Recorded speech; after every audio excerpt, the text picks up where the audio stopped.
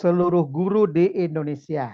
Nah, itu jadi ini adalah bukan hanya mendapatkan informasi hari ini, tapi juga merupakan wujud tanggung jawab kita bahwa kita punya ya atau harus memunculkan integritas ya. Setelah ini insya Allah kita akan cepat, kecuali ada bagian-bagian yang akan ditekankan lebih lanjut. Nah teman-teman, inilah profil ya atau struktur dari Permendikdasmen nomor 1 tahun 2026. Ya, judulnya tentu sudah tahu semuanya tentang standar proses. Isinya itu ada babnya itu ada 5 bab, pasalnya 21 pasal. Dari sisi regulasi teman-teman ya, ini adalah Permendikdasmen yang cukup simpel. Oleh karena itu, teman-teman, karena ada Permendikdasmen dan permen-permen lainnya, peraturan lainnya itu sampai beratus-ratus pasalnya, bahkan ayatnya. Nah, oleh karena itu, ya, tantangannya sebetulnya bukan sedikit banyaknya pasal, tapi tantangannya adalah teman-teman dapat menginterpretasi ya setiap klausul atau bunyi pasal-pasal yang ada di dalam permen tersebut. Sehingga ketika diterjemahkan dalam praktek ya itu tidak melenceng ya, tidak keliru. Oleh karena itu nanti ini bagus banget Bu Mita nih kalau ada teman-teman ya membuat grup-grup atau kelompok-kelompok, kita sebut namanya komunitas ya, komunitas pendidik untuk mengkaji bab per bab, pasal per pasal. Nah, apa isi babnya? Ini babnya juga simpel banget, ada 5 ya. Ketentuan umum pasal 1 sampai 3. Kemudian bab 2 tentang perencanaan pembelajaran. Jadi yang selama ini teman-teman bertanya, apa sih isi perencanaan pembelajaran? Sekarang acuannya sudah jelas. Kemudian bab 3 pelaksanaan pembelajaran. Bagaimana pembelajaran dilaksanakan di era sekarang? Silahkan pelajari bab 3. Kemudian penilaian proses pembelajaran. Itu silahkan. Tapi lengkap, tidak boleh ada yang terlewat. Misalkan proses pembelajaran, ya penilaiannya. Pelajarilah mulai dari pasal 15 sampai pasal 19. Jangan sampai ada yang terlewat. Nah, yang jelas, nah ini ada yang paling bawah itu. Mulai tanggal 5 Januari bulan lalu, ya, ini sudah berlaku. Artinya seluruh pelatih, seluruh guru, ya, dalam menyampaikan materi proses pembelajaran, entah pada aspek perencanaan, pada pelaksanaan maupun pada penilaian wajib ya Permendikdasmen ini dijadikan acuan. Nah, itu ya, teman-teman ya. Nah, menginjaklah baru sekarang kita ke isinya. Diawali dengan latar belakang. Mengapa permen ini lahir ya, teman-teman ya? Ada 3 hal utama tentunya. Yang pertama, ya, kita secara nasional mulai dari PAUD, pendidikan dasar sampai menengah ingin memastikan bahwa proses pembelajaran yang dilakukan seluruh guru di Indonesia itu efektif.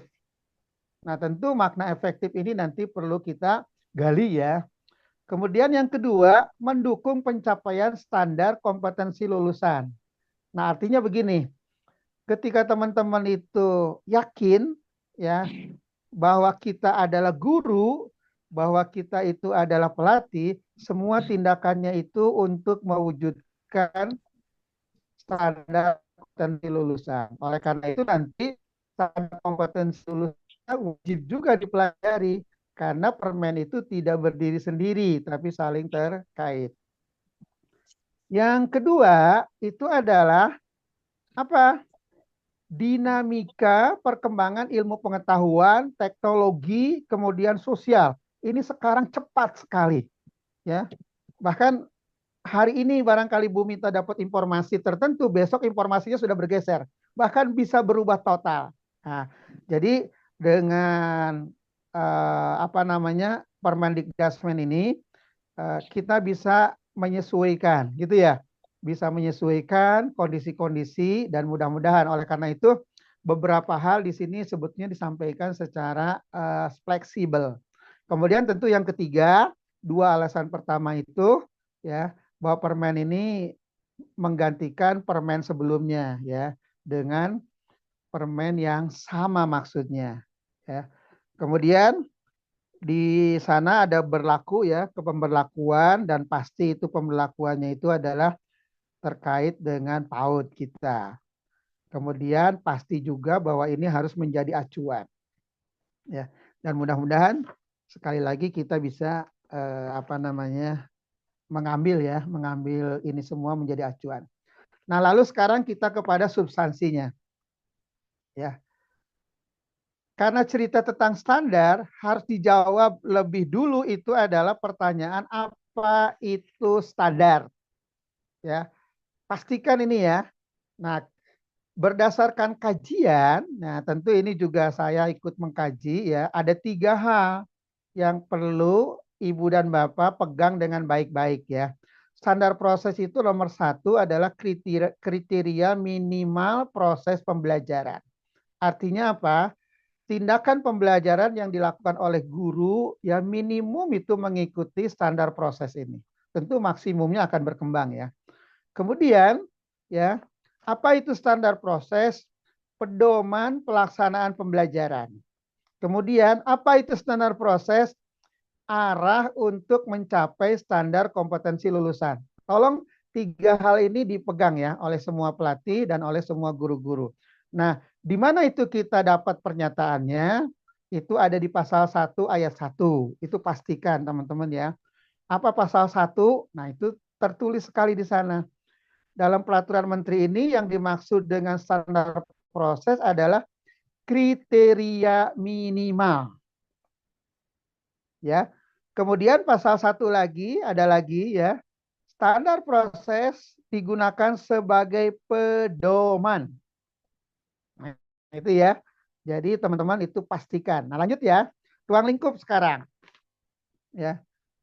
Apa ruang lingkupnya dari standar ini? Ya. Standar proses itu ya besarannya hanya 3. Pertama itu menyentuh perencanaan pembelajaran. Yang kemarin sebelum ada kebijakan baru kita terus-terusan berdiskusi ya kira-kira bagaimana itu perencanaannya. Pelajarilah di pasal ini ya. Kemudian yang kedua pelaksanaan pembelajaran, yang ketiga penilaian proses pembelajaran. Jadi standar proses ini hanya mengatur 3 hal besar ya. Perencanaan pembelajaran, pelaksanaan pembelajaran, dan penilaian proses pembelajaran. Dari mana kita bisa mendapatkan informasi regulasinya? Baca di pasal 2 ayat 2. Standar proses sebagaimana dimaksud meliputi perencanaan pembelajaran, pelaksanaan pembelajaran, dan penilaian proses pembelajaran. Ini minimum. Ya berarti ketika guru-guru PAUD melaksanakan wajib minimum ada 3 hal ini. Nah, kemudian, karena judulnya kita perubahan ya atau paradigma atau Bu Mita menyebutnya transformasi ya. Jadi transformasi itu apa sih? Berubah. Apa yang mesti berubah? Gitu kan Bu Mita ya, teman-teman. Apa yang mesti berubah? 3 hal. Satu adalah sikapnya. Mulai sekarang sikap kita berubah terhadap proses pembelajaran. Yang kedua apa? Ya, pengetahuannya, cara berpikirnya mulai sekarang harus berubah. Yang ketiga apa? Yang ketiga itu adalah tindakannya atau perilakunya. Nah, jadi mulai sekarang teman-teman pastikan 3 hal itu berubah, ya, sikapnya, cara berpikirnya, ya, kemudian yang berikutnya tindakannya. Nah, misalkan ini contoh saja, ya. Dulu, ya, fokus hasil akademik dini. Makanya apa? Gencar sekali calistung ya. Nah, sekarang kalau ingin mengubah sikap, cara pikir dan ya, tadi tindakan fokus kepada perkembangan anak secara holistik. Nah, lalu kita pelajari memang itu. Teman-teman di sini pasti sudah paham betul apa makna holistik. Holistik itu simple banget. Semua dimensi ya perkembangan anak disentuh. Ya, kalau akademik cenderung misalkan ke kognitif, nah itu baru apa? Baru sebagian ya, tidak holistik ya. Kemudian yang kedua, dulu ya, guru atau pendidik itu dominan. Nah, sekarang pastikan anak aktif dan eksploratif. Nah, jadi paradigmanya itu ya. Kemudian yang ketiganya, dulu, nah ini dulu ya, administrasi sebagai tujuan. Nah, sekarang ya, kita ubah administrasi sebagai alat mutu. Jadi kalau kita ditugasi untuk menyiapkan perencanaan pembelajaran, pastikan itu adalah instrumen untuk meningkatkan mutu. Supaya apa? Mungkin gurunya pada saat mengajar dia tidak kebablasan karena ada perencanaan. Kemudian yang kedua, pada saat ingin misalkan ya menyiapkan lingkungan belajar karena sudah direncanakan, maka bahan alat ya media yang dibutuhkan itu akan mudah ya dicek ketersediaannya. Itulah yang dikatakan sebagai alat mutu ya atau ya instrumen untuk mendukung ya terpenuhinya mutu. Nah, jadi gitu ya. Nah, sekarang ada penguatan nih teman-teman ya. Di pasal-pasal yang ada di standar proses ini juga sangat ditekankan pembelajaran holistik. Karena kita erat kaitannya dengan anak ya, kita sebut holistik ini juga ada istilah lainnya, namanya whole child. Jadi melihat anak secara utuh dari ujung rambut sampai ujung kaki, ya, dari kepalanya, hatinya, tangan dan kakinya, ya. Bahkan ada yang ada di luar-luar itu, ya.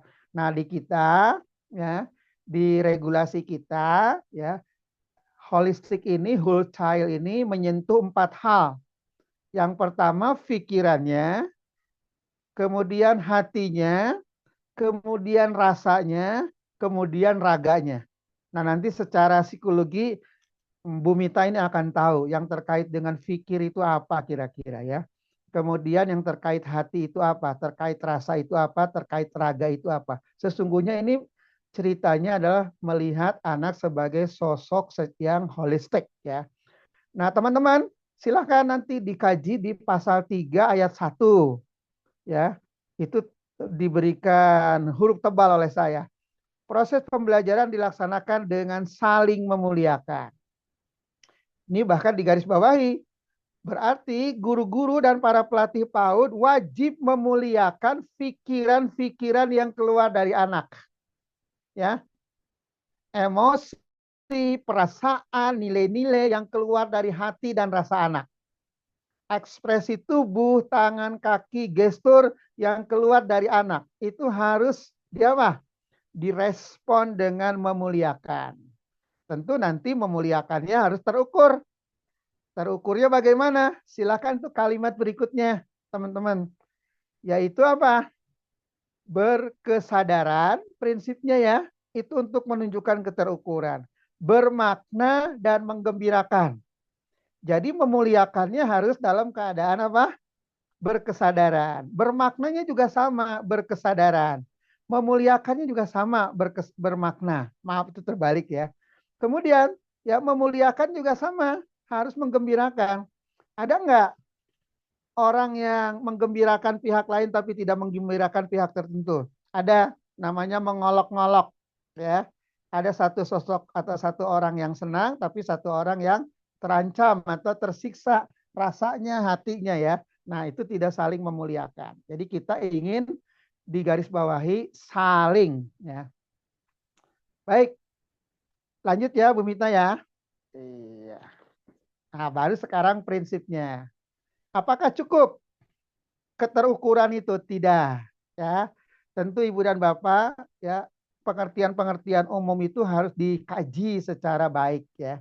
Nah, prinsipnya yang tadi itu, yang terukur itu ada 3. Berkesadaran, bermakna, menggembirakan. Apa itu berkesadaran? Ya. Apa itu bermakna? Apa itu menggembirakan? Ya. Nah, ini ada di penjelasan berikutnya. Berkesadaran. Fokusnya kemana berkesadaran? Ya, memastikan proses pembelajaran itu ya membantu murid memahami tujuan. Jadi anak-anak yang datang ke kelas itu belum tentu dia tahu mau apa ya. Nah, pastikan ibu dan bapak bantu ya. Kemudian memotivasi. pastikan anak-anak yang datang ke kelas itu mereka tidak jelas motivasinya. Makanya jangan heran. Datang ke PAUD itu ada yang dalam keadaan nangis gitu ya. Ada yang dalam keadaan cemberut, ada yang dalam keadaan belum mandi, ada yang dalam keadaan apa? Enggak karuan. Saya nggak tahu nih bahasa psikologinya apa enggak karuan itu ya. Nah, itu mesti ya ditangani oleh guru. Antarkan mereka ke kesadaran bahwa kalau berdiskusi temannya itu senang ya dalam kondisi ruangannya tidak bau, maka besok datanglah ke kelas itu mandi dulu. Nggak tahu nih Pak Edi Tole sudah mandi belum di ruang Zoom ini ya. Nanti di ini ya. Belum. Belum. Nah, untung di Zoom ya. Tetapi kalau di ruang kelas ini perlu ditekankan ini. Mendorong berperan aktif belajar. Jadi ada anak-anak yang mereka belum tahu bahwa di sana itu harus belajar. Ini harus didorong. Kemudian mendukung anak mampu mengatur diri sendiri. Ya, ada anak yang datang ke kelas jamnya semaunya. Ya, walaupun nanti tentu ya, apakah anak langsung yang kita perbaiki atau melalui antara? Ya, melalui siapa? Melalui ibunya, melalui orang tuanya. Nah, lalu bagaimana nih transformasi bisa dilakukan? Ya, bagaimana tindakan-tindakan kita bisa diubah? Ya, tentu nomor satu adalah pastikan ya guru-guru yang mengantarkan anak memahami yang sedang dilakukan. Nah, ini penting banget ini ya. Tentu nanti ya ada tujuan jelas di balik aktivitas belajar. Jadi kalau bermain, bukan bermain untuk bermain, tapi bermain untuk belajar. Kalau anak beraktivitas, apa aktivitasnya? Ya, berlari. Pastikan ada tujuannya. Ubah sekarang. Saya suka sedih juga itu datang ke PAUD-PAUD ya. Anak lari, tapi semuanya itu adalah ayo, ayo, ayo gitu ya. Seperti jadi lomba-lomba lari. Padahal yang mesti kita pastikan itu adalah di balik kegiatan itu ada belajar. Dan itulah yang harus sampai dengan baik kepada anak-anak melalui dukungan prinsip berkesadaran. Nah, teman-teman, ini dipastikan betul karena disimpan di pasal 3 ayat 2 ya.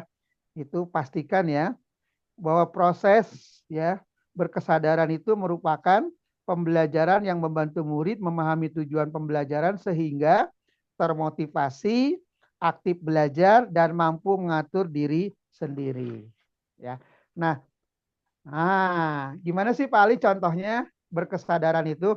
Sebetulnya ibu-ibu dan teman-teman ini ya pasti tahu ya, pasti. Tapi sekarang kita terus berlatih karena tadi ingin mentransformasi diri, mengubah sikap, mengubah perilaku, ya, mengubah apa lagi? Mengubah cara pikir dan mengubah bertindak. Ini misalkan saja ya, kegiatannya bermain balok. Tujuannya apa? Kan tadi ya, dalam setiap aktivitas harus apa? Ada tujuan di balik aktivitas, ya. Mengenal bentuk dan keseimbangan. Tentu nanti tujuannya disesuaikan dengan payungnya. Payung kita sudah jelas namanya CP, sesuaikan. Kemudian untuk membuka kesadaran kita boleh menggunakan pertanyaan. Yang populer ya, itu namanya pertanyaan pemantik. Ya, misalkan apa? Bagaimana agar menara tidak jatuh? Nah, itu terbuka itu pikiran anak. Dia harus menjawab. Nah, supaya punya kesadaran lebih lanjut, pastikan sampaikan juga ya apa yang mesti dilakukan. Nah, lalu apa? Untuk terus-menerus menjaga kesadaran, kita bisa menghimpun dokumentasinya, hasil karya anak yang nanti akan kita apa? Kita diskusikan lagi dengan anak. Ya, jadi simpel saja sebetulnya ya untuk mendukung ya prinsip berkesadaran ya pada saat pembelajaran. Nah, sekarang yang berikutnya yang bermakna ya. Apa itu bermakna? Ya. Dan kapan itu terjadi? Terjadinya sebetulnya simpel ya. Jadi bermakna terjadi itu adalah dan bisa diterapkannya kapan? Yaitu dapat menerapkan apa yang dipelajari. Jadi bermakna itu kata kuncinya adalah anak bisa menerapkan apa yang dipelajari. Kemudian, apa itu bermakna? Apa yang dilakukan dari pengalaman belajarnya itu bisa membangun pengetahuan baru. Ya, nah pengetahuan barunya di mana? Menerapkannya di mana? Dalam kehidupan nyata. Apa arti dalam kehidupan nyata? Bisa secara kontekstual, ya. Kemudian bisa juga terkait dengan bidang yang sedang dipelajari. Itu pastikan, ya. Jadi nanti bermakna itu, ya, pembelajaran terkait dengan kehidupan sehari-hari anak, kehidupan nyata anak. Mungkin berangkat dari pengalaman dan lingkungan yang apa ya? Yang diperoleh anak dari mulai berangkat ke rumah sampai datang ke sekolah. Dari hal-hal yang dimiliki oleh anak di rumah, bangun tidur sampai tidur kembali, itu bisa diangkat ke dalam praktek pembelajaran yang bermakna. Kemudian, nah ini memang ada niat mulia ini ya. Kenapa harus bermakna? Karena kita ingin menguatkan pemahaman yang lebih baik dan berdampak jangka panjang. Ya, kan ada orang itu dalam mengikuti proses belajar itu diingatnya cuma sebentar saja, sehingga begitu akan digunakan pada tempo tertentu itu sudah tidak bisa digunakan lagi. Itu artinya ya hanya masuk ke dalam memori anak secara jangka pendek, gitu ya. Nah, teman-teman itu ada di pasal 3 ayat 3 ya. Pastikan teman-teman mempelajarinya dengan baik. Nah, ini contoh saja ya, biar teman-teman ada inspirasi. Misalkan ada tema. Nah, sekarang kan ada apa namanya? Ada diskusi ya. Kali tema atau topik, tema atau subtopik atau bahan ajar. Nah, itu sebetulnya hanya sebutan teman-teman ya. Nanti kalau standarnya mengatakan itu sebutnya tema, ya gunakan saja tema, nggak apa-apa. Atau standarnya menyebutkan itu adalah topik, gunakan aja topik. Kalau standarnya menyebutkan namanya bahan belajar atau muatan materi, sebutkan saja. Nah, itu hanya penamaan ya, teman-teman ya. Tentu nanti operasional sekali ada di pedoman, ya, pedoman atau panduan pembelajaran ada di situ ya. Misalkan temanya keluarga. Untuk bermakna atau supaya bermakna, mungkin anak-anak bisa kita minta membawa foto keluarga, bermain peran ya rumah-rumahan ya, atau main peran rumah. Kalau nggak mau pakai kata rumah-rumahan ya silakan. Menggambar anggota keluarga, ayahnya kah, ibunya kah, tantenya kah, kakek neneknya kah, terserah ya. Kemudian membangun nilai kasih sayang dan tanggung jawab. Itu apa? Kehidupan yang ada di keluarga. Sehingga betul bermakna ya. Jadi tidak hanya materi untuk materi, tapi materi untuk konteks, materi untuk kehidupan, materi untuk kesiapan dia di jangka yang panjang. Gimana nih kalau direfleksikan? Sudahkah kita kira kita mendekati itu ya? Nah, yang berikutnya, nah ini menggembirakan. Apa itu menggembirakan? Ya. Nah, ini memang agak apa namanya? Agak penuh materi diskusi di sini nanti, ya. Karena ada beberapa padanan kata yang kadang-kadang mengganggu. Ya, tapi intinya adalah menggembirakan ini ya dipastikan peristiwanya itu positif. Pastikan itu positif, ya. Kejadiannya, ya aktivitasnya itu pastikan positif.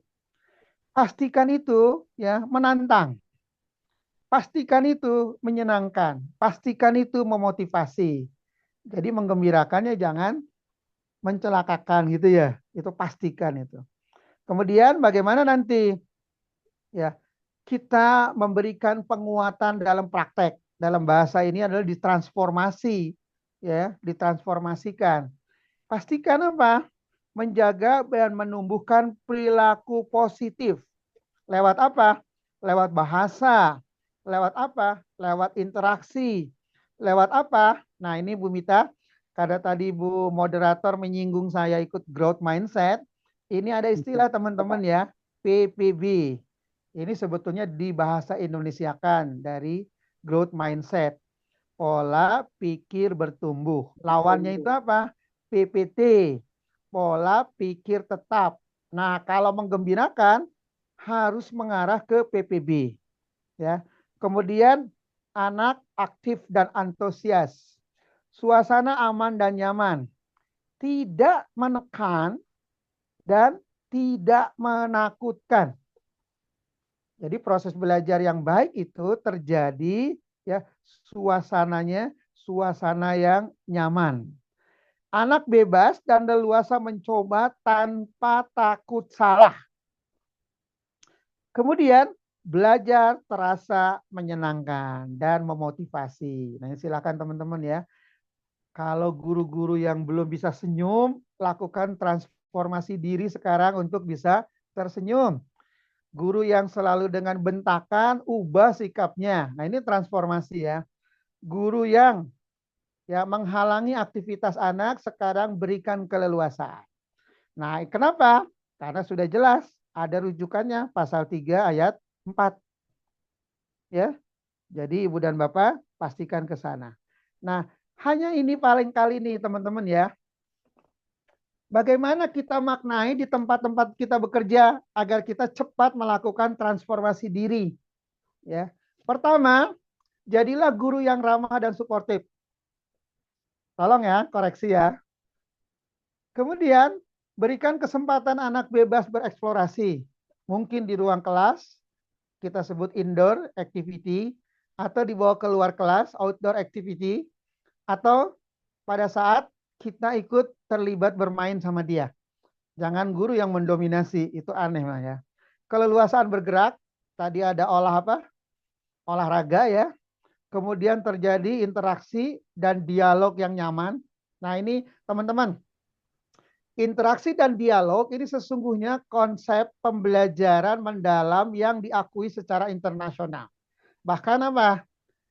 Di banyak negara, definisi pembelajaran mendalam itu adalah, tanda kutip loh ya, membahas topik atau bahan ajar tentunya, dari atau dilihat dari berbagai perspektif. Nah, melihat berbagai perspektif itulah pintu masuknya dialog. Jadi dialog itu alat utama dalam pembelajaran mendalam. Ya. Kemudian kesalahan dianggap bagian dari belajar. Ya. Jadi kalau orang ingin lebih baik, tentu pintunya harus diberikan kesempatan salah dulu, gitu ya. Tidak betul dulu, salah dulu. Jadi adanya betul karena adanya salah. Nah itu Pak Edito ilmunya menguasai itu. Kemudian tidak ada hukuman mempermalukan. Tidak terjadi perundungan. Aduh, saya ngeri sekali nih. Kalau lihat televisi ya, perundungan ini beritanya gencar banget ya. Lanjut. Sekarang barulah kita jajaki satu persatu secara lebih utuh konsep perencanaan pembelajaran. Ya, itu ada rujukannya pasal 4 ayat 1, teman-teman ya. Silahkan itu dipelajari apa itu perencanaan. Ya, ada 3 hal besar ya. Aktivitas untuk merumuskan CP menjadi tujuan belajar. Jadi yang kedua adalah cara untuk mencapai tujuan belajar. Yang ketiga adalah cara menilai ketercapaian tujuan belajar. Nah teman-teman, kalau di RPP-nya sudah ada 3 hal ini, berarti RPP teman-teman sudah sah. Ya, kenapa sah, Pak Ali? Karena sudah masuk kategori ya standar, terstandar, walaupun itu minimum.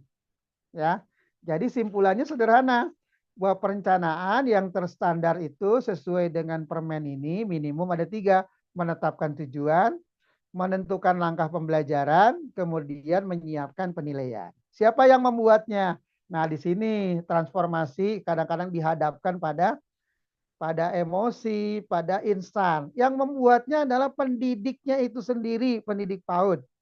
Sekarang banyak bantuan, ya AI Pak Bumita ya, Pak Edi ya. Itu nanti tidak memenuhi standar karena yang membuatnya pendidik bukan mesin. Ya, jadi harus pendidik. Mesin itu alat bantu. Ya, kemudian hasilnya nanti dalam bentuk dokumen perencanaan. Ya, teman-teman. Jadi komponen minimumnya sekarang sudah ya. Nah, itu komponen minimumnya adalah tujuan pembelajaran, langkah pembelajaran, kemudian penilaian atau asesmen pembelajaran. Ya. Di sana ada uraian-uraiannya di pasal-pasal dan ayat-ayat selanjutnya. Tapi rujukan utamanya pasal 5 ini. Ya. Nah, kemudian, yang berikutnya adalah teman-teman, apa ya prinsip ringkasnya ini teman-teman ya. Sebelum kepada peran pendidik, apa sih ringkasnya itu perencanaan itu? Nah, ini ringkasnya ini ya. Ya, prinsip perencanaan yang efektif maksud saya.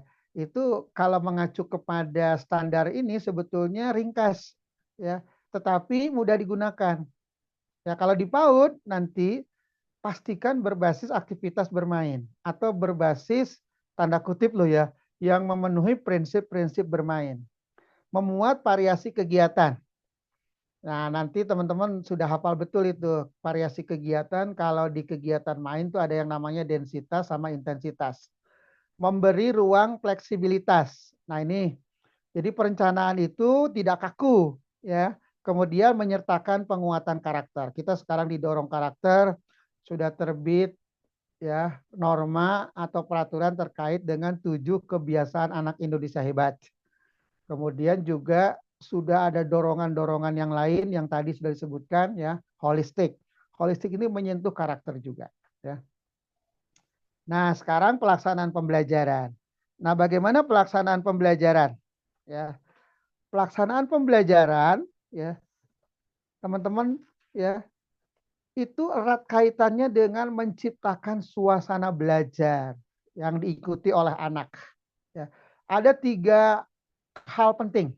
Yang pertama, pastikan ya nanti suasana pembelajaran itu interaktif, inspiratif, dan menyenangkan. Ini pastikan betul. Kemudian menantang dan memotivasi partisipasi aktif. Pastikan itu. Kemudian memberi ruang kreativitas dan kemandirian. Nah, itu amanat dari pasal 9 ayat 1. Tapi bagaimana guru menciptakannya? Nah, tentu ada. Pastikan diciptakan melalui lingkungan yang aman, nyaman, dan inklusif. Tentu teman-teman tidak perlu saya jelaskan makna inklusif itu ya. Karena inklusif itu sekarang sudah menjadi tren ya layanan pendidikan di kita. Nah, apa peran pendidik? Nah, sekarang tibalah ke peran pendidik ya. Peran pendidik itu yang besarnya itu ada 3 ini ya. Pada saat apa?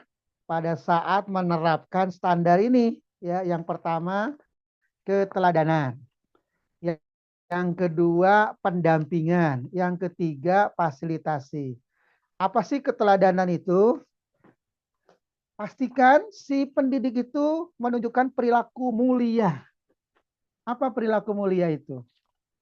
Nah, coba ya dicari itu apa perilaku mulia itu. Ya, menghargai, bersedia, ya, bekerja sama dengan murid.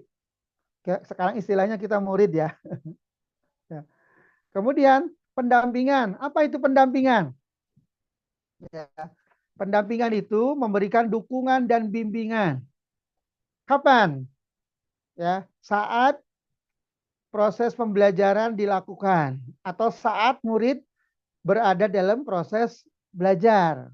Mendorong murid untuk membangun pengetahuan secara aktif dengan memanfaatkan berbagai sumber belajar. Sumber belajarnya silakan apapun ya.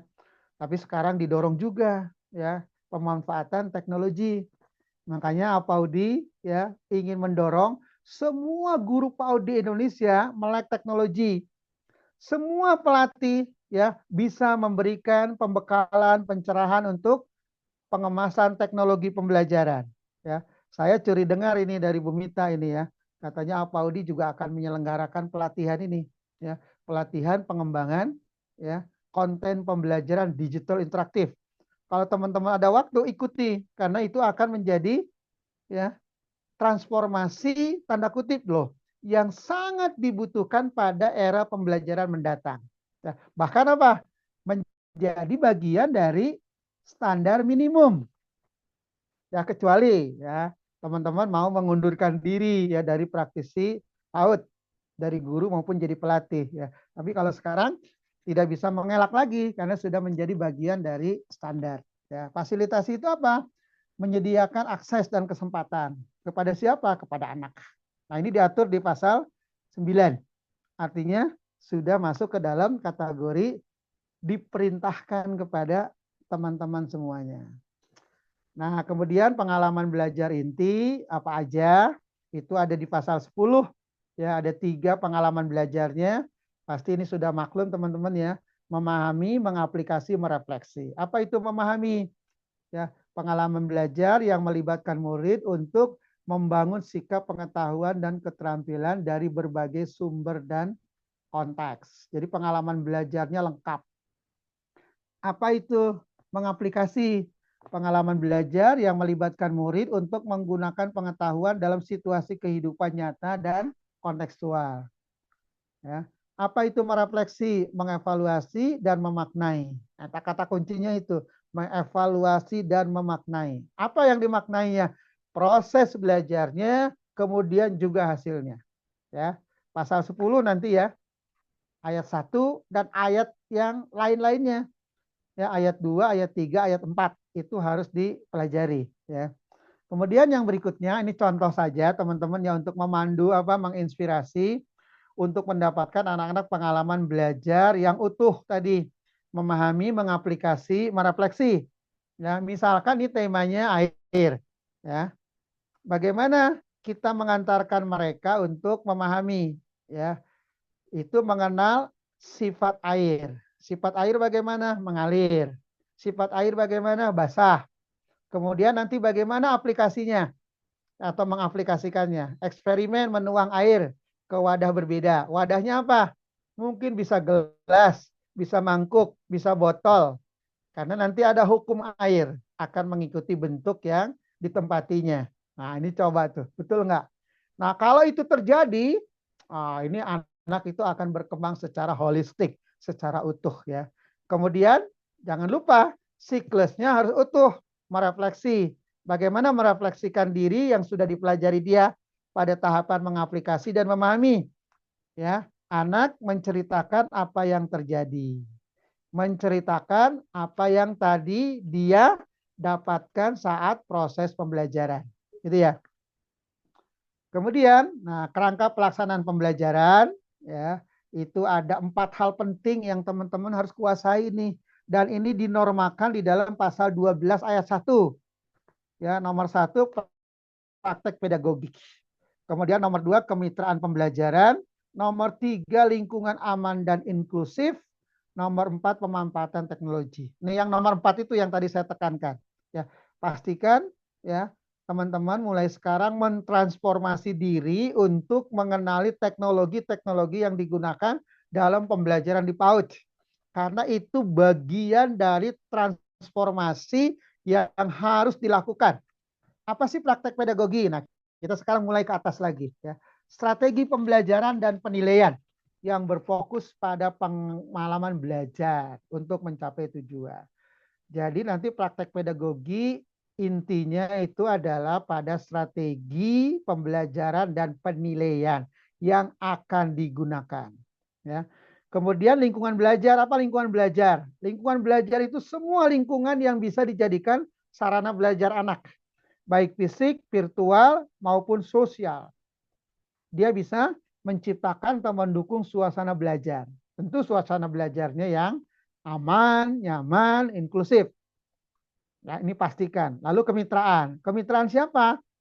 Kemitraan ya semua ya pelaku belajar atau pelaku pembelajaran dalam proses pembelajaran ya antara pendidik, murid, tenaga kependidikan, orang tua, masyarakat.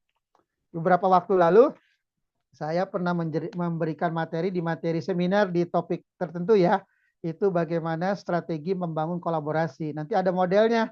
Ada sekitar 7 model ya. Modelnya itu adalah misalkan kolaborasi atau kemitraan antara anak dengan anak. Anak dengan guru. Ya kita sebut nama nanti lengkapnya kolaborasi berlapis. Ya. Nah pemanfaatan teknologi. Teknologi apa? Sangat didorong sekali adalah teknologi informasi, komunikasi sehingga mendukung terjadi interaksi pembelajaran ya. Nah itu, tetapi teknologinya tentu tidak tertutup, teknologinya luas, semua teknologi yang bisa mendukung kerangka pelaksanaan pembelajaran itu digunakan. Tetapi pastikan nanti memang Lewat apa? Lewat seleksi, lewat pemilihan, ya. Lewat pemilihan yang tepat oleh guru. Itulah tugas guru, ya. Nah, sekarang ini kelihatannya bagian terakhir nih, proses penilaian, ya. Proses penilaian juga diatur pasal 15 ayat 1, ya. Apa menilai atau assessment terhadap apa saja? Assessment itu dipastikan terhadap perencanaan dan pelaksanaan pembelajaran. Jadi yang dinilainya dua, perencanaannya, kemudian pelaksanaan pembelajarannya. Ya, dilakukan oleh siapa? Oleh pendidik yang bersangkutan. Jadi jangan minta bantuan orang lain. Jadi proses pembelajaran itu pendidik. Dilakukan setelah pelaksanaan pembelajaran paling sedikit 1 kali dalam 1 semester. Ya, dilakukan oleh pendidik melalui refleksi. Nah, barulah refleksinya ini, ya. Refleksi diri dapat mengacu kepada, nah ini, analisis, assessment, hasil pembelajaran, ya. Atau ya, kita juga menggunakan, kalau ada nih teman-teman ya, itu hasil yang berskala nasional. Tentu kita harus mencari informasi, ya. Anak-anak kita yang kita ajar secara nasional posisinya di mana? Ternyata bahwa anak-anak kita nasional tinggi, ya itu bisa dijadikan alat untuk refleksi. Atau sekolah tertentu silahkan. Ya. Ini diatur di pasal 15 ayat 1. Nah, siapa yang menilai proses? Ya, pelaku penilaian proses itu siapa saja? Ya, ini bisa diperluas teman-teman ya. Diperluasnya siapa saja? Diatur juga lewat pasal 15 ayat 2, juga pasal 16. Ya, jadi yang melakukan penilaian proses bisa pendidik itu sendiri yang tadi fokus ya kepada pekerjaan dianya. Juga nanti bisa sesama pendidik, terutama nanti kalau dia dulu itu ada guru yang tim. Ya, sebetulnya guru PAUD misalkan ya, itu ada aturan secara keilmuan ya, satu guru itu sebaiknya menghandle 10. Jadi kalau di kelas ada 20 itu bisa jadi 2 guru, atau lebih dari 10 bisa sampai 40 bisa jadi ya di kita ya. Itu bisa saja dia gurunya double team teaching ya. Jadi namanya ada guru guru apa namanya? Guru utama, ada guru pendamping gitu ya. Bahkan ada guru-guru lain, shadow teacher namanya. Itu boleh melakukan penilaian sesama pendidik. Kemudian juga boleh diperluas ya. Nanti yang menilai kepala satuan pendidikan. Ya, boleh juga nanti kita saat menilai melibatkan murid. Bagaimana sesama pendidik? Tadi kan pendidik sudah ya. Ya. Sesama pendidik apa yang dinilai? Ya atas perencanaan dan pelaksanaan pembelajaran dilakukan. Ya, bertujuan untuk membangun budaya saling belajar, bekerja sama dan saling mendukung. Dilaksanakan paling sedikit 1 kali dalam 1 semester. Ya, dapat dilakukan dengan cara, nah ini caranya, diskusi kah, ya, mengamati pelaksanaan pembelajaran kah, merefleksikan hasil diskusi, nah, jadi hasil diskusi direfleksikan ulang, ya, dan seterusnya. Nah yang berikutnya, nah ini oleh Kepala Satuan Pendidikan. Apa oleh Kepala Satuan Pendidikan? Yang dilakukan adalah atas perencanaan dan pelaksanaan pembelajaran dilakukan oleh pendidik. Sama, kepala sekolah juga ya menilai apa yang dilakukan oleh pendidik. Bertujuannya apa? Ya, membuat budaya refleksi. Nah, ini salah satunya ya. Memberi umpan balik. Tapi umpan baliknya syaratnya apa? Harus konstruktif. Ya, caranya gimana?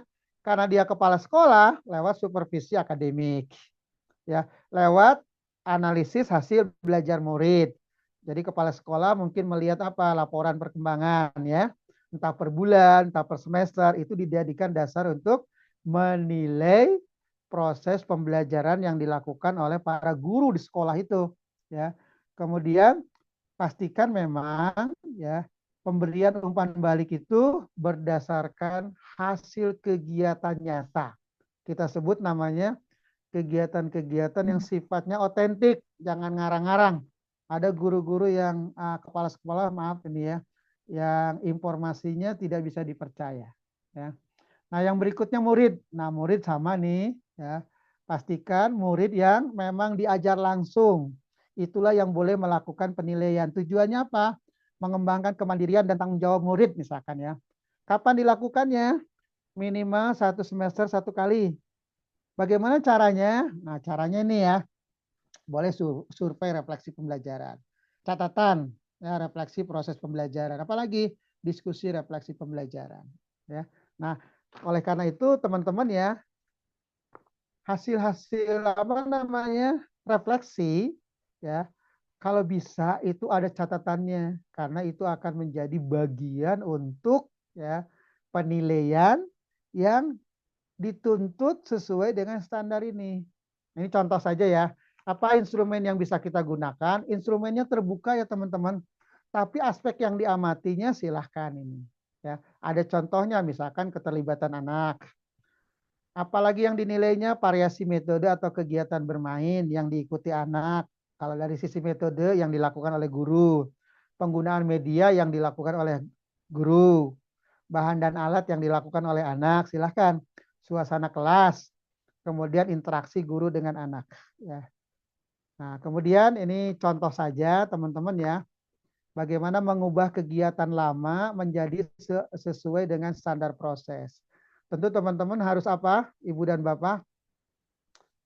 Harus menyediakan waktu yang panjang ya untuk mentransformasi diri, gitu ya. Nah, ini contoh kegiatan lama misalkan ya, menulis huruf di buku. Kalau bahasa saya sih langsung menulis huruf di buku. Ya, karena Ibu Mita tadi meminta transformasi, mulai sekarang ubah ya. Ubah itu secara bertahap ya. Bermain huruf dengan apa? Dengan pasir, dengan tepung, tepung yang sudah di apa namanya? Dibuat adonan boleh menjadi apa? Menjadi plastisin, menjadi apa namanya? Adonan gitu ya.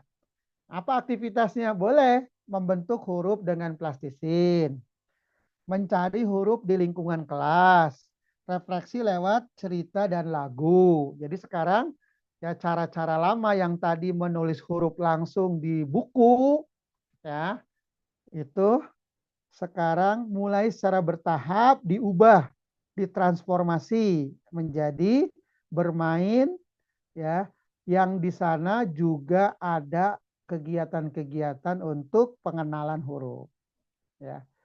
Nah, ini hanya tantangan memang teman-teman. Nih Bu Mita ya, nanti di bidang diklat tantangannya adalah ya implementasi di lapangan. Ini tekanan calistung memang sangat kuat atau masih sangat kuat ya. Calistung dini ya. Jadi kemudian waktu guru habis untuk administrasi. Ini tantangan kuat juga. Media bermain terbatas. Ini banyak keluhan juga kita ya. Kemudian orang tua belum memahami filosofi PAUD, teori PAUD bahkan ya. Itu praktek PAUD 3 ya, filosofi, teori, praktek. Itu orang tua kita punya masalah di Indonesia. Kemudian supervisi belum fokus pada kualitas proses. Nah, kalau teman-teman di sini ada penilik pengawas ya, ini mohon jadi catatan ini. Supervisi ini belum fokus pada kualitas proses. Ini banyak juga saya mendapatkan catatan dari berbagai masukan ya. Kemudian strategi implementasi praktis ya, mulai dari perubahan kecil yang tadi simulasi itu contohnya gunakan pendekatan mini project ya. Maksudnya begini Ibu-ibu ya, anak-anak kan akan dilibatkan secara konteks ya dengan kehidupan yang dia apa? Yang dia kenali sehari-hari. Ini jadikan project aja. Ya, kita namanya mini project ya. Perkuat komunikasi dengan orang tua, bangun budaya refleksi guru, kemudian lakukan supervisi kolaboratif. Nah, ini Bu Mita contoh aja ini Bu Mita mini project ya. Misalkan apa? Mini projectnya kehidupan sehari-hari yang dekat dengan anak, kebetulan di apa punya kacang hijau gitu ya. Boleh menanam kacang hijau karena mini project ya pendek aja 3 sampai 5 hari. Tujuannya turunkan dari mana? Dari CP silahkan. Anak belajar sains sederhana, sabar dan tanggung jawab. Karena tadi harus holistik, tidak cukup dia kenal sains hanya kognitif, juga sentuh ya hatinya, sabar. Sentuh integritasnya, tanggung jawab atau karakternya. Hari satunya apa? Anak melihat biji kacang hijau. Guru bertanya, ya, kalau disiram kira-kira jadi apa? Nah, ini PPB ya, growth mindset.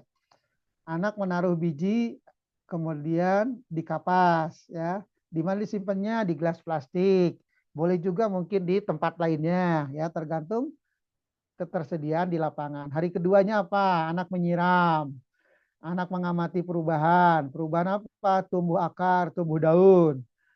Ya, anak menggambar hasil pengamatan. Hari berikutnya apa? Hari kelima, anak bercerita tentang tanaman. Ini udah kerefleksi ya, membuat pojok tanaman kelas. Anak membawa pulang tanaman. Nah, nanti hasil akhirnya apa? Dapatlah dia tanaman yang dibawa, tanaman kacang yang tadi di mana di gelas plastik itu. Juga karena ingin holistik, ada gambar juga, gambar hasil pengamatan. Ya. Nah, ini refleksi terakhir. Bu Mita, refleksinya ini terakhir saja ya. Kita serahkan kembalikan kepada Bu Mita. Yuk, Assalamualaikum. Baik, terima kasih Pak Ali. Masya Allah, luar biasa. Paparan dari Pak Ali tadi ya, betul-betul bisa memberikan pencerahan, juga apa suntikan semangat begitu ya bagi kita semua.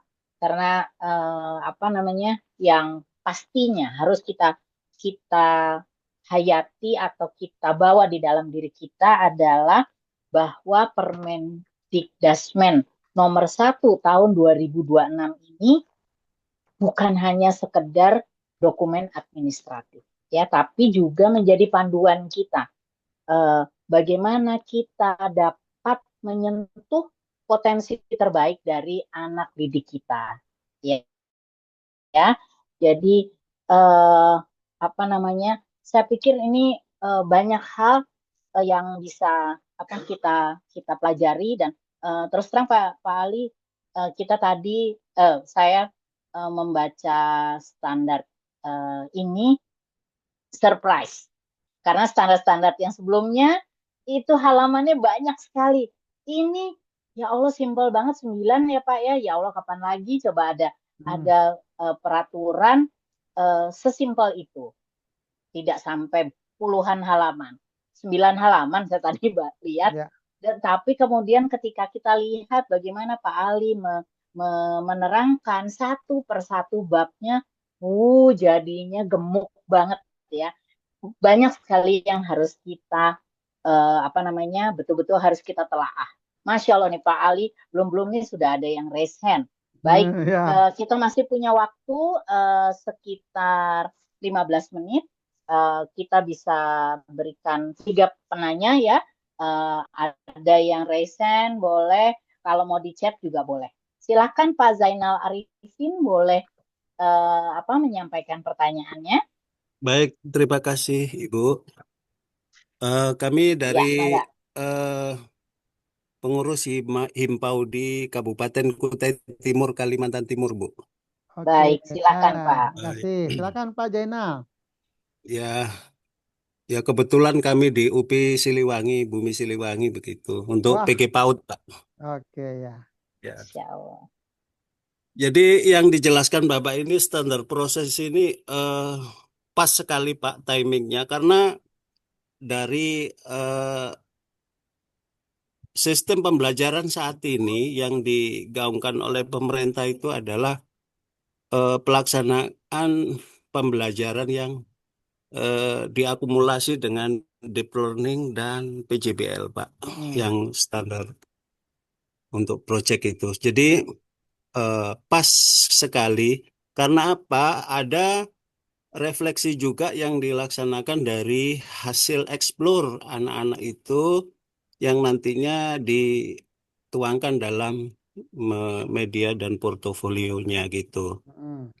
Jadi kalau misalnya dari 3 komponen penting itu, Pak, Ya. bisa kita laksanakan di lapangan, apakah perlu adanya suatu pernyataan atau komitmen tertulis yang seperti waktu tempo hari itu kalau nggak salah di kurikulum Merdeka itu ada implementasi kurikulum Merdeka begitu, Pak.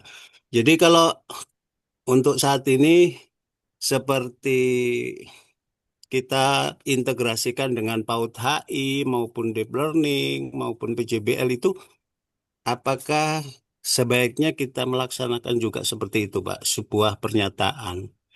Jadi terima kasih, Pak, untuk Ya. pencerahannya gitu. Terima kasih. Wassalamualaikum warahmatullahi wabarakatuh.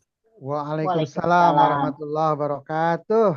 Pak Ali mau dikumpulkan dulu pertanyaannya atau mau langsung dijawab? Mungkin anaknya Pak, langsung dijawab deh. oke, baik, makasih banyak. Ya, Langsung ya, Pak Jainal, terima ya. kasih banyak ini dari Kutai Timur. Ini dua daerah yang saya paham semuanya ini.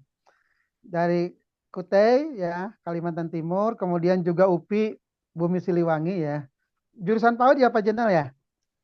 Iya Pak, Dengan siapa? jurusan PG Dengan PAUD. Pak Mobi ya, Pak Mobiar ya. Iya, Ini dengan Pak Mobiar, Pak. Bu Eis ya, Bu Ya Yeni, Pak Asep, Pak Asep, Asep Pak Deni ya, Pak Asden. Pak Asden, iya Pak. Oke, salam buat teman-teman ya. Kebetulan saya pernah jadi Baik dosen Pak. juga di UPI, Pak. Ya, baik. Oh iya Pak, Ya, bagus sekali itu. ya. Baik. Eh, bagus nih, terima kasih nih sudah mengapresiasi ya. Memang pertama standar ini saya ulangi, ini menjadi penting ya. Sekaligus menjadi tanda kutip loh ya. Tugas kita barangkali ini untuk mempromosikan ke semua termasuk di kampus Pak Jenal. Karena Pak Jenal kan sekarang posisi lagi di kampus nih. Sampaikan ke teman-teman, ya boleh paparan saya, boleh juga bunyi apa? Bunyi regulasinya ya. Baik, Ada siap yang Pak, siap. ada yang ingin saya garis bawahi nih Pak Jenal. Yang pertama, apakah kita perlu membuat komitmen tertulis atas implementasi ini? Nah, itu sebetulnya sudah ke tataran teknis, Pak ya, dan administratif ya. Memang yang mengkomunikasikan ini nanti adalah para penilik dan pengawas ya, para penilik dan pengawas. Jadi dalam sesi sekarang ini kita hanya ingin menekankan Pak Jenal ya, bahwa inilah komponen minimum yang mesti tanda kutip loh ya diikuti oleh setiap satuan. Ternyata tidak rumit-rumit sekali. Nah, nanti tantangannya memang bagaimana ini diadministratifkan. Ini tentu membutuhkan pedoman tambahan Pak Jenal. Karena ini baru terbit, ini bulan kemarin, ya tentu kita harus melihat ulang. Karena kan kita sudah menerbitkan nih berbagai regulasi turunan, ada pedoman atau panduan pembelajaran, panduan assessment, ya. Kemudian juga ada permen-permen yang lain ya. Itu tentu memerlukan sinergi dan itu sinergi itu nanti akan dituangkan di pedoman berikutnya. Apakah nanti akan menjadi lampiran untuk penguatan administrasi atau tidak? Nah, ini tidak mampu saya jawab. Tetapi ya tentang apakah mereka komitmennya harus tanda kutip lah ya berubah. Ya ada deep learning, ada PJBL, kemudian ada terintegrasi tadi dengan apa namanya PAUD HI dan seterusnya. Nah, substansi-substansi itu untuk payung besarnya itu tidak berubah. Nanti tata kelola administrasinya saja. Jadi kesimpulannya Pak Jenal ya, itu nanti yang menjawab itu adalah pada saat kita melakukan pembinaan pada tingkatan supervisi ya, pada tingkatan supervisi yang mesti dilakukan oleh penilik dan pengawas. Kita sekarang baru buka satu pintu. Jadi menurut teori pengembangan pendidikan namanya boundary of educational development, itu ada 3. Pintu pertama sekarang baru kita buka ya. Itu pintu pertama itu adalah pintu interaksi antara guru dengan anak. Pintu kedua dalam teori pengembangan pendidikan itu adalah pintu untuk mengelola tenaga kependidikan yang ada di satuan yang ditangani oleh kepala satuan.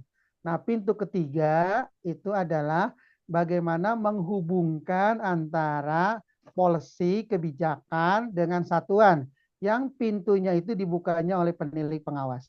Nah, mudah-mudahan ini kita akan mendapatkan segera. Nanti pintu terakhir pada sesi berikutnya yang akan kita bahas ya. Itu Bu Mita. Sekali lagi terima kasih Pak Baik, Jenal terima ini. Salam ke kasih. teman-teman ya. Mudah-mudahan menjawab ya Pak Zainal. Baik, ini masih ada 2 lagi Baik, ya terima Pak Ali. kasih Pak.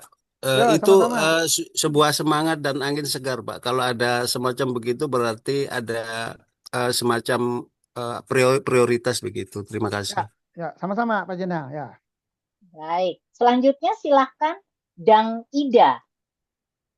Saya nggak tahu nih, Bapak apa Ibu nih. Silahkan. Baik, terima kasih. Ibu Bu Ida ini. Oh, Ibu. Bapak. Baik. Oh, Bapak. Ya. Oh, Bapak. Mangga. Silahkan Bapak.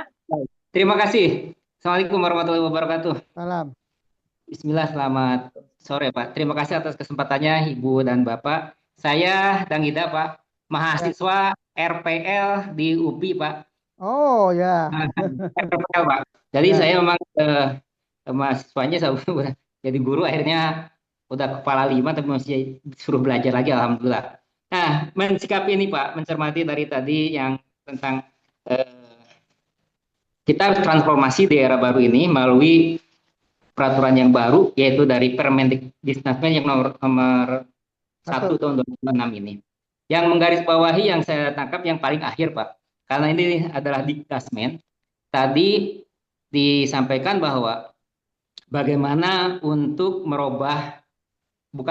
jadi membantu orang tua untuk mencoba merubah pola pikir bahwa anak TK atau anak PAUD itu mereka pikir itu harus bisa baca. Ini juga tidak salah mereka Pak. Kenapa? Karena mungkin di sini ada dari Dikdasmen, ada salah satu sekolah SD juga memang dipersyaratkan untuk masuk SD itu sudah harus bisa baca, tulis, dan hitung.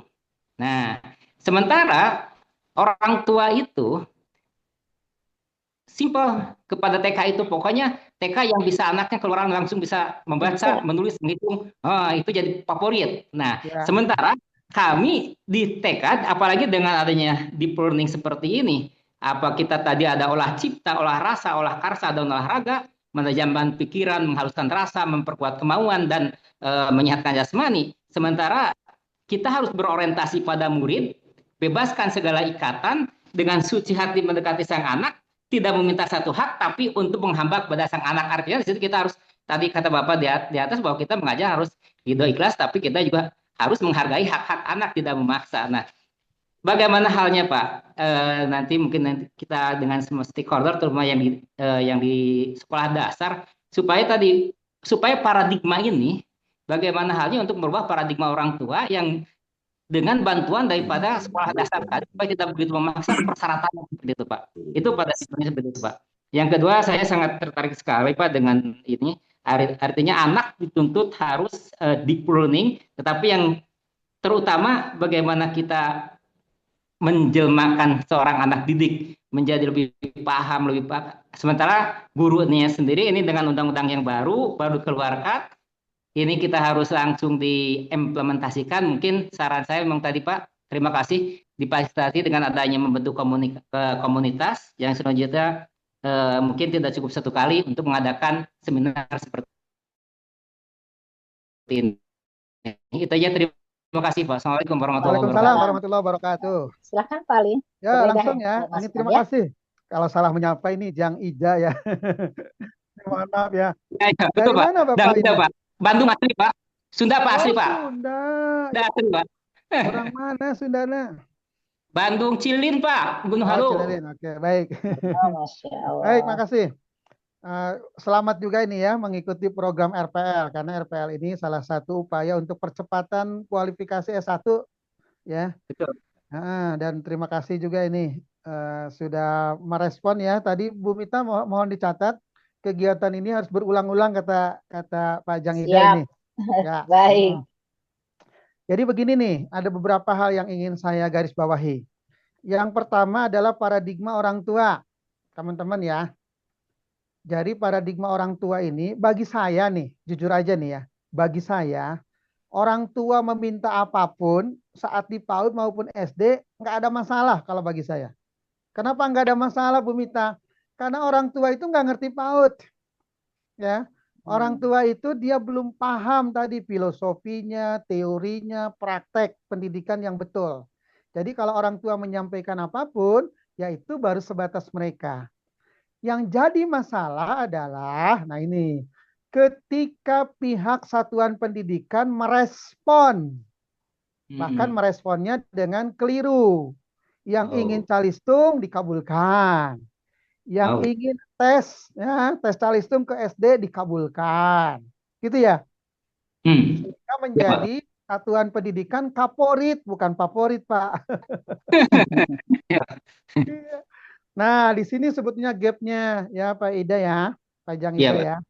Yaitu ketika satuan pendidikan yang mengklaim diri, dia paham ilmu pedagogik, dia mengabulkan.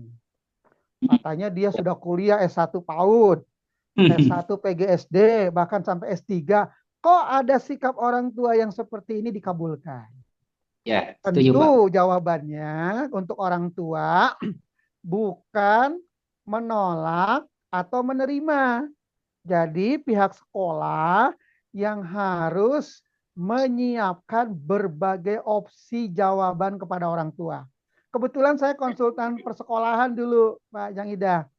Oh, Banyak orang siapa? tua yang menyampaikan itu. Kalau saya jawabannya simpel banget. Ya, jawabannya begini. Ya, bahwa pembelajaran itu memberi dampak. Dampaknya itu dua.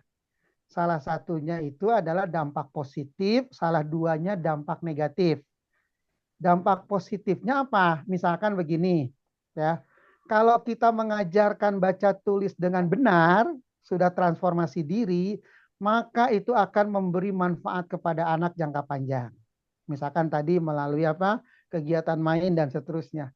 Tetapi jika dengan cara yang tidak tepat, langsung dengan buku, ya, anak akan cepat bisa, tapi cepat busuk. Ya, ini Ya. ada pepatahnya. Early Ya. reap, early root, cepat matang, cepat busuk. Saya boleh tes yang ada di ruangan ini. Siapa yang bisa membaca? Tentu akan menjawab, Pak Ali, saya bisa membaca. Tapi pertanyaannya yang kedua, siapa yang gemar membaca? Mulai itu.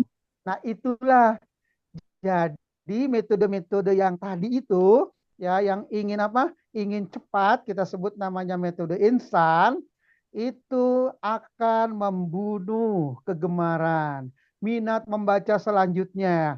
Jadi cuma bisa mengantarkan, bisa baca tapi gemarnya hilang ke laut. Bisa menulis tapi gemarnya hilang ke laut. Makanya apa? Anak cepat bisa baca waktu SD atau waktu PAUD di TK, tapi pas SD kelas atas, kelas 4, kelas 5 nggak mau baca lagi, nggak mau nulis lagi. SMP begitu, SMA begitu, sampailah perguruan tinggi, sampai S2, S3 ditanya buku, mana bukunya? Karyanya, karena hilang dulu. Cepat matang, cepat busuk. Nah, tanya ke orang tua, Bu, mau nggak sekarang diajarin baca, sehari juga bisa. Karena membaca itu cepat, ya. Cuma 18 jam itu bisa. Jadi kalau dihitung sehari berapa? 9 jam, 2 hari bisa baca. Makanya di Jakarta itu, di Bandung, di Surabaya ada apa? Ada spanduk. Kursus membaca sehari bisa. Tapi dia cuma bisa baca, gemarnya hilang. Mau nggak bilang ke orang tua? Ternyata orang tua banyak yang nggak mau. Barulah sampaikan bahwa di sekolah kami cara mengajarkan membacanya berbeda. Gitu ya?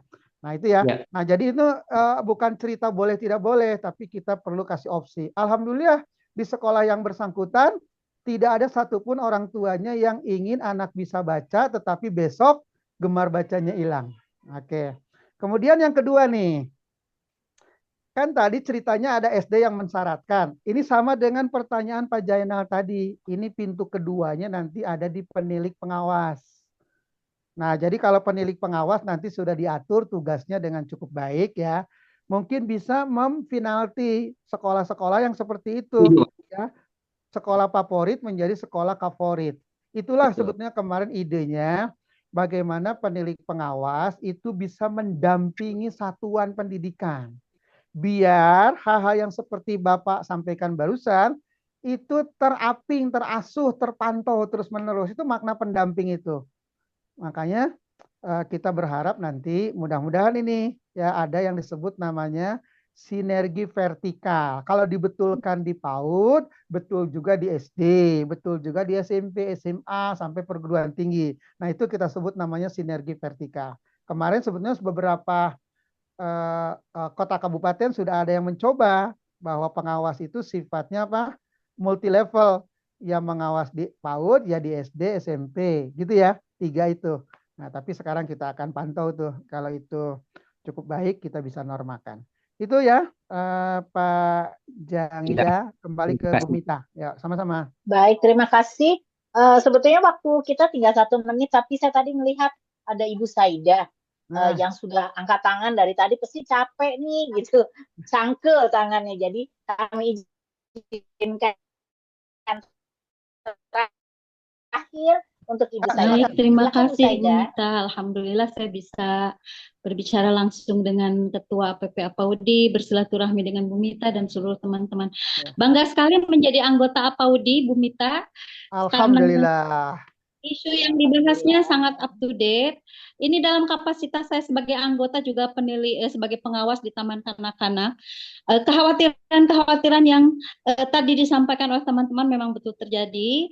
Dan sejauh ini pendampingan yang dilakukan oleh saya sebagai anggota APAUDI, sebagai pengawas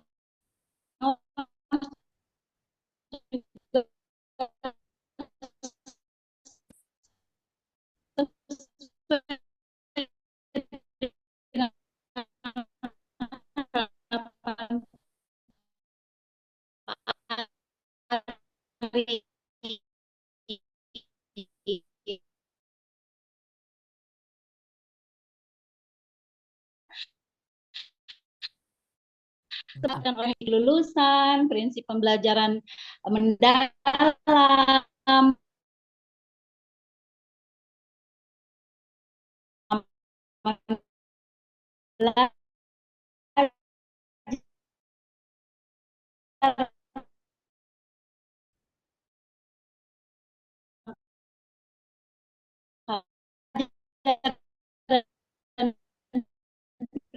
prinsip assessment. Nampaknya lebih di Mangga, baik, Bu Saidah. Oke, baik. Alhamdulillah sudah selesai pertanyaan. Pak Ali mau merespon atau mau Ya, memberikan saya respon sedikit. tanggapan? Silakan. Kemarin memang begini Bu Ida, Bu Saidah ya. Terima kasih nih. Ya.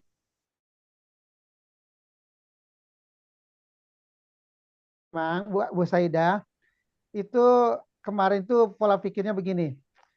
Akan lebih cukup fleksibel kita menyesuaikan pedoman-pedoman ketimbang kita membuat regulasi permen.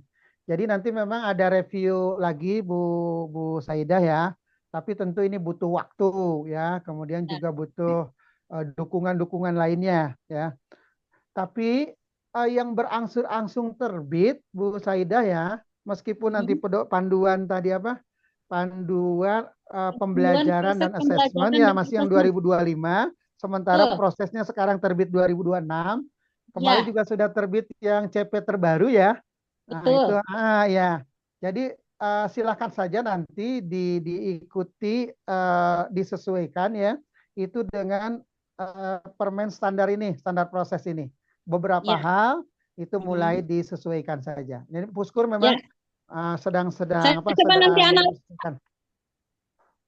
Coba nanti saya analisa di mana apa yang memungkinkan saya bisa memberi masukan Pak Ari nanti dalam penyusunan peraturan teknis atau pedoman teknisnya. Oke, karena siap. memang peraturan ini kan cuma 9 poin ya kalau tidak salah saya baca. 9 halaman. 9 halaman. 5 bab aja. 5 bab 21 pasal. Ya. Oke. Terima kasih. Ya, sama-sama. Sukses ya. Salam buat teman-teman Bu Saidah, pengawas. Baik. Oke. Kita sama-sama waktu di penilaian di BBGP kemarin tahun 2020. Oh, ya Allah. Betul. Ya. Baik, Masya Allah, Alhamdulillah. Ibu-ibu dan Bapak sekalian, dengan pertanyaan terakhir dari Ibu Ida Saidah, kita bisa menyelesaikan kegiatan kita walaupun memang waktunya agak lebih sedikit tapi tidak terlalu lama juga. Sekali lagi mungkin saya tidak akan membuat sebuah kesimpulan-kesimpulan, tapi kita jadi bisa melihat, kita bisa mendapatkan adanya peraturan yang begitu simple, sedikit gitu ya. Kitanya nggak repot, tapinya kita perlu kekuatan, perlu ketekunan untuk menghayati satu persatu, dan ini menjadi amunisi yang sangat kuat begitu, sehingga kita bisa mendorong terutama guru-guru kita. Tadi ada perencanaan, itu oleh siapa? Oleh pendidiknya. Nah, itu bagaimana kita mendorong guru-guru kita untuk betul-betul bisa menyiapkan sebuah proses perencanaan pembelajaran yang mengacu pada standar proses ini. Jadi saya pikir peraturan ini mumpung halamannya tidak banyak, ibu dan bapak nggak boleh bosan, nggak boleh males gitu. Jadi silahkan dipelajari, silahkan dihayati seperti tadi saran dari Pak Ali juga. Mungkin kita perlu berdiskusi di komunitas-komunitas pendidikan kita untuk membahas satu persatu bab-bab ini sehingga nanti kita bisa menemani, terutama teman-teman pelatih bisa menemani di dalam guru-guru menjalankan ini. Dan juga tadi ada teman-teman dari penilik, pengawas, itu adalah stakeholder penting yang bisa membantu kita. Sekali lagi terima kasih Pak Ali atas ilmu dan dedikasinya. Terima kasih kepada teman-teman yang alhamdulillah masih bertahan di 202 peserta, kurang lebih 200 peserta begitu ya, mengikuti kegiatan ini sampai selesai. Semoga apa yang kita diskusikan hari ini menjadi amal jariah dan langkah nyata dalam memajukan PAUD di Indonesia. Amin. Saya undur diri, saya Rahmita undur diri, mohon maaf jika ada kekurangan selama memandu acara ini. Kalau tadi pembukaan ada pantun, tentu penutup juga pakai pantun. Bunga melati putih berseri, tumbuh subur di taman mini. Demikian webinar hari ini. Mari terapkan ilmu PAUD di Pertiwi. Wassalamualaikum warahmatullahi wabarakatuh. Saya kembalikan kepada Ibu Nila selaku pembawa acara. Ya, baik. Terima kasih kepada Ibu Rahmita yang telah memandu webinar nasional pada siang menjelang sore hari ini, dan tentunya terima kasih banyak kepada Pak Ali Nugraha selaku narasumber webinar nasional pada pada siang hari ini gitu ya, menjelang sore. Tentunya apa yang sudah disampaikan menjadi banyak bahan pembelajaran untuk kita semuanya, dan tentunya selanjutnya kita akan bisa berbagi gitu ya di tempat aktivitas kita masing-masing. Baik Bapak Ibu para hadirin yang terhormat, demikianlah seluruh rangkaian acara kita pada sore hari ini. Sebelumnya akan ada sesi foto bersama kepada para Bapak Ibu. Kami persilakan untuk membuka membuka kameranya, dan jangan lupa juga untuk mengisi daftar hadir. Bagi Bapak Ibu yang ingin mendapatkan sertifikat, tentunya ada biaya kontribusi untuk memperoleh sertifikat tersebut. Sebelumnya kita persilahkan untuk sesi foto bersama ya. Oke, baik Pak Ali, mohon bisa di stop share screen-nya Pak, ya, biar kita bisa foto bareng-bareng.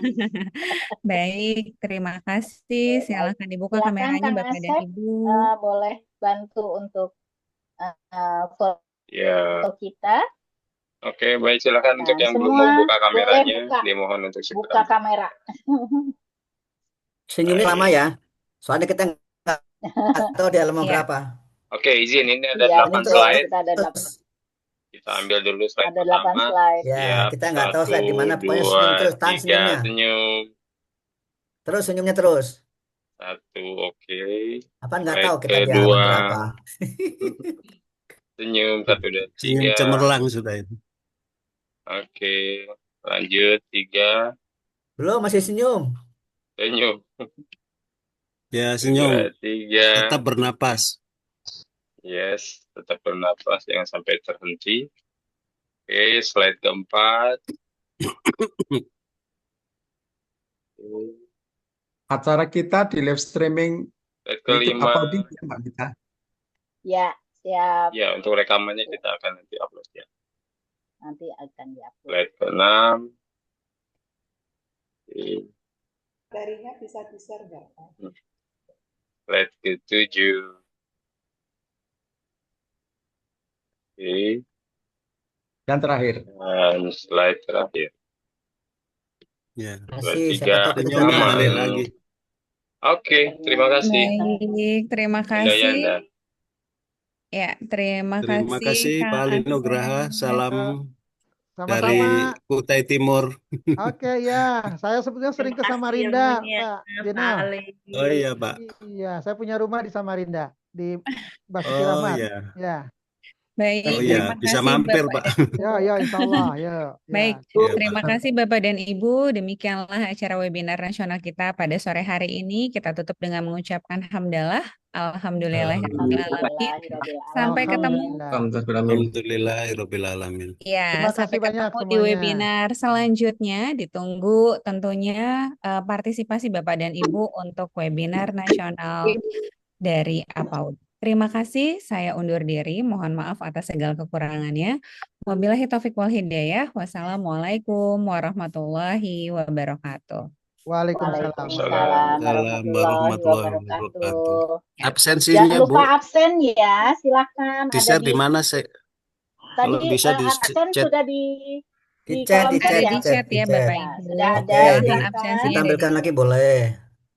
Boleh Sampaikan dikerjain ya lagi, Pak absennya. Ya, Bu Mita. Lihat di akhir hipna. Baik, terima kasih Pak Ali. Ya, Silakan. Nah terima ini kasih semuanya sebelum ya. saya end, silakan teman-teman dilihat ini nanti setelah Ibu dan Bapak mengisi absen, berkontribusi, nanti kami siapkan sertifikatnya dan juga bahan tayangannya. Ini ya teman-teman, Ibu dan Bapak sekalian, linknya untuk absensinya. Mudah-mudahan semua sudah. Terima kasih banyak. Izin saya end kegiatan ini ya, Ibu dan Bapak. Baik, terima Selamat kasih, Bu. beristirahat. Terima kasih. Terima kasih Bu Rahmita dan teman-teman semuanya. Waalaikumsalam. Waalaikumsalam. Jadi penyakit makanya penekanannya